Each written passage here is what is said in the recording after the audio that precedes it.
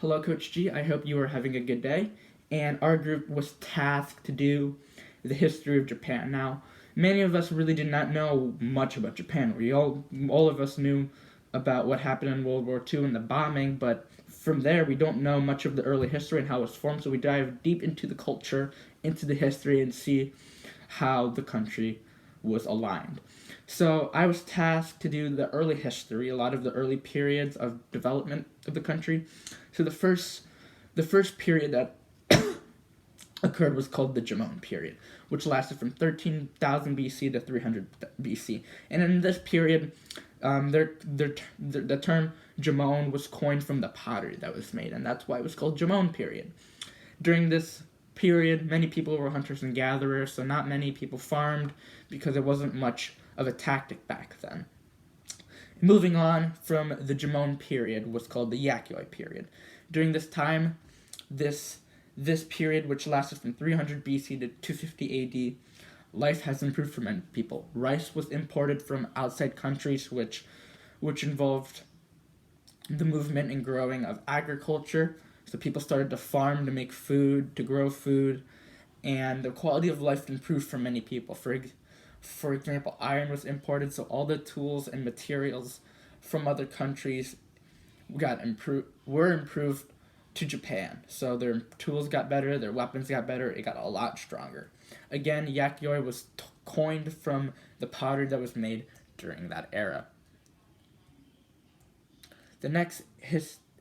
And moving on, a new government was formed. So this government was influenced by outside China. Their government, what they did is they bought every land in Japan. They bought everyone's land, and it was owned by state or local governments. And what they would do is they would split the land between farmers, and with all the farmers they would get taxed. So that's how the country got most of their income.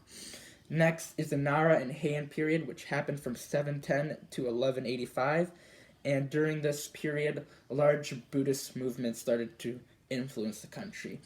And a lot of the monasteries were built in Nara, which was the first capital of Japan. But in 794, it was moved to Heian because the emperor was attacked from political influences from Japan, from other people outside Japan, and from Buddhist monasteries, so he moved it to protect himself. During the Nara period, high taxes really caused the country to lose income, and a lot of people didn't really like how the government was managing it, and a lot of people who were independent from the government had a little bit more power than them. And then soon, the Fujiwara family soon gained control over the political scene. However, at this time, power declined from the government itself, and samurai were more effective than the government and to protect the people. So the samurai essentially were one of the highest ranking classes in society at the time. The next period is called the Kufun period, which happened in 250 to 538. During this time, the country united under Yamato Japan, so slowly the country of Japan started uniting together. Kofun was coined from the term from the creation of the tombs that were made. So the tombs were made to honor their late political leaders or generals that passed away. Following this short period was the Asuka period, which happened from 538 to 710. During this, Buddhism was introduced. So Buddhism now started to spread, and it was spread even more and was gladly accepted. And someone called Prince Chotoku promoted many Chinese ideas in Japan, and he wrote a document called Constitution of 17 Articles, which promoted human morals and discipline. Writing was also introduced to Japan from China, and a man named Natomi no Katara started the Fujiwara clan, and this was an era of descendants where his family ruled until the military gained slowly more power, which was the samurai. Unfortunately, the Fujiwara reign came to an end at 1068 until a new emperor named Go Sanjo took over. He ruled for some time until an emperor named Tara Kiriori took over, and he ruled from 1168 to 1178. And during his reign, the major threats were local Buddhist sects battling, all because of power and political control. After Kiryomi died, a new emperor emerged called Minamoto Yoritomi. He became leader of Japan, and the way he ruled the first time is he would kill his local rivals and even family members so he could stay in power. He was eventually named shogun, which is the highest ranking military official in Japan, and he established a government in his town of Kamakura. So during this time, it's called the Kamakura period, 1192 to 1333.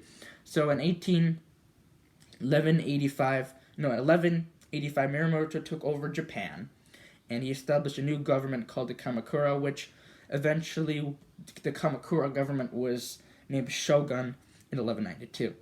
After Minamoto's death in 1199, the Kamakura took over control of Japan, took over power. And again, Chinese influence once again started playing a role in many of these lives. Buddhism sects became really large, and samurai soon started to top over the social class as before. And then in 1232, a legal code called Jō Shinoki was created, and this stressed moral discipline to leaders, respect to masters, and if people didn't like that code, they ended up getting killed. In 1259, the first Mongol invasion occurred on Kyushu, which was an island in Japan. Unfortunately, the Mongols lost because of bad weather, and then Japan prepared for many, many years just in case another Mongol invasion happened in 1281. Unfortunately, the Mongols lost again due to bad weather. Now, due to all of this fighting that the Kamakura prepared for, they didn't really make much money off this war. It was just blatantly to protect themselves from the Mongols. And then eventually the government started losing power, and many people just started turning away from it, and they really didn't like how it was run. Many soldiers didn't really feel rewarded after they fought hard. They didn't really get anything in return after fighting. So in 1333, the Kamakura government was overthrown by a man named Go-Daigo and became emperor. So that is the history of Japan, and my friend Chris will continue on with the history of Japan. Thank you. Have a good day.